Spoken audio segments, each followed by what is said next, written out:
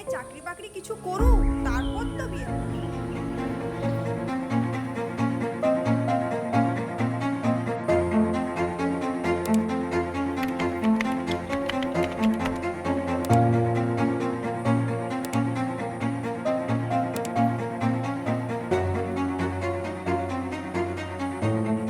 আমার বাড়ি থেকে বিয়ের জন্য প্রেশার দিচ্ছে, তোমার মতো বেকার ছেলের সাথে বাবা বিয়ে দেবে না বলেছে।